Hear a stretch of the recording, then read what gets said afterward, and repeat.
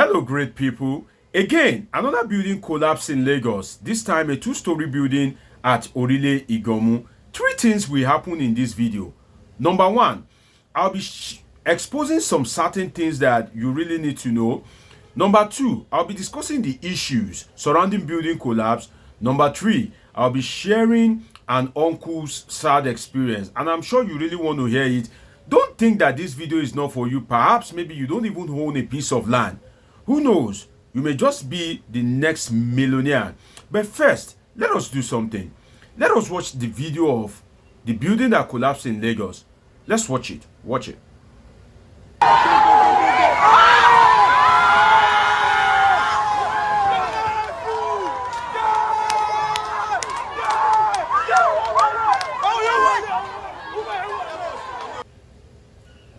There you have it. Just imagine that kind of building, two-story building, collapsing at a time early Monday morning, at a time whereby what we can call the peak period, where people are trying to get ready for work, you know, the early Monday morning hustling and bustling. Now, the usual argument is the building is old, it has been built long time ago. But I don't buy that idea. Do you know why? If you go to Paris, even if you go to Badagry, there are buildings that are way older. There are buildings that have been built since the slave trade era and are still standing. If you go to London, you will see old buildings, buildings that are old, as old as your great-grandparents, if they were to still be alive. Those buildings are still standing. So it is not because a building is old. It is either there is a structural defect while it was being built, or there was some engineering mistake. If I can use that word, there's some engineering mistake while it was being built, or the raw materials that were used were just terrible. So the usual idea that, oh, is because the building is old. I don't buy it, because I've seen buildings that are way older than some of the buildings that we have in Lagos, but are still standing strong and are still tourist attraction that even countries across the world are making money from such buildings. Now, we need to probe something, that building, looking at it, was built with cement. Please, can somebody do a probe? The year that building was constructed, what was the cement at that time? Which cement was in the market? Is the cement that was selling at that time, is this still in the market? If yes, can somebody please investigate the efficiency of those cements so that the people that are building house now will not later suffer in the future, although that is still going to happen, and I'll tell you the reason why. Now, what kind of cement was used to build that house? Because cement really matters a lot in the building of such house. And come, let me tell you something. The way houses are collapsing, as you are investigating the cement used to build that house, is Dangote being investigated? Yes, you heard me right. Is Dangote cement also being investigated to make sure that there is no production lapses, so that we won't hear stories that touch later in the future? For instance, Boa cement are also, there are a number of cements, you know, in the market. Are they being investigated? Another thing is, what is the work of government agencies? What is their job in such a way that they'll just watch and a building just collapse like that? At least they should be marking those buildings for demolition, which they do at times. But then, in fairness to some of these government agencies, although they are money oriented anyway, if your building is collapsing, if you can tip them, they will most likely allow you. The usual Nigerian pattern. But then, like a building that is yet to collapse, marking those buildings for demolition and bringing them down is an emotional thing, sincerely. If Lagos State government wants to conduct integrity tests and decide to be bringing down every building that has structural defect, you can imagine how many buildings will go down. And you can imagine that impact on public perception of the government. But then, if they can't do anything about it, once it is marked for demolition, even if it is to compensate such people to relocate, can we please do it so that at the end of the day, we don't have loss of life and properties. And another thing is the government agencies, how are they monitoring the houses that they are building now? You see that some of them, like I said, that they are money oriented, like every other government agencies in Nigeria. When they go to a building, for instance, there was a friend of mine that was constructing a building, and the wife told me that when some of these government agencies come, even if the document is complete, they will just say, oh, we came to do the testing of material. And sometimes, even especially when they've known you over time, they'll just say, oh, don't worry, we know you, we don't need to test anything, just find us something. Imagine. So what if that person, what if there's any structural defect on that building? How will you know? And another reason why many buildings are still going to collapse is the developers.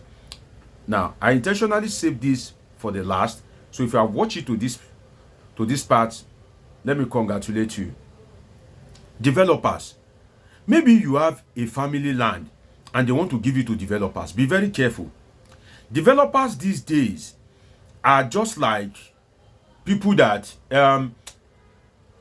as it is, should I say that it is very hard to find a good wife or a good husband. That is exactly how it is to find a good developer in the Nigeria of today. Or maybe if you are just lucky. But the truth is, most of these developers, they want to minimize costs. And what do? They sign with the family, maybe 20 years, 25 years, 30 years, depending on the agreement they have with the family. They build such houses in such a way that they can stand the test of time for that 30 years, but after that 30 years, there will begin to be structural defect. Even some of the houses built by developers, before that 30 years, there will be structural defect. Now, who are the developers? In case you don't know, developers are people that will collect land, your family land, from you, or maybe there's one old building in your land in Lagos. They'll come and meet you that, don't worry, let us build a good structure on this land, maybe a 3-story building, and we'll be the one to manage it for 20 years, 30 years, and we'll be the one to be collecting the rent, but we can give you a flat or two out of it. Those people are mainly for profit.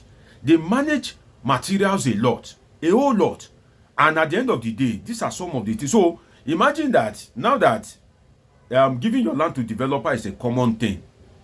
Imagine how many houses are going to collapse in the future in Lagos, because developers are mostly common in Lagos. So the thing is, can we have mortgage for these developers? Can there be mortgage for them, so that at least they can have good access to fund, right? And the cost of planning, approval plan, can government please reduce it so that life can be easy for these developers? Let me tell you what happened to an uncle of mine. You know that building that collapsed in Lagos about 2 years ago? In Ikoyi, that 21-story building something. That my uncle has 3 sons. Of all the sons, one was the most reliable out of the 3 sons. The guy died in that building collapse. He went to Unilag, University of Lagos. He studied something relating to construction. So he was able to get a job with that company. The day that building collapsed, the boy was there. Now, he's not the only child of my uncle. My uncle has, I think, 3 females, 3 males. But out of the male, it is only that one that is most reliable. But do you want to hear the truth? The guy died in that story building. Till today, that my uncle is here to get himself. You know that some of you watching me that are parents, you know how lucky you are to have a reliable child, especially when you are getting old. That guy died. The guy is also my childhood friend, because I remember when the days of PS1, some of you that know PS1, PlayStation 1, on Sunday, instead of us to be in church, we will lock ourselves up inside the room. We won't go to church. He will sneak from church. He will come to our side. My mom would have gone to church, so we will lock ourselves in the room and start playing PS. So I know him very well, but I don't want to mention his name. I know him very, very well. and we had good childhood experience. Till date, that uncle is yet to recover. So this house building collapse, if e never happen to person wey dey close to you, you no go know say na very serious thing.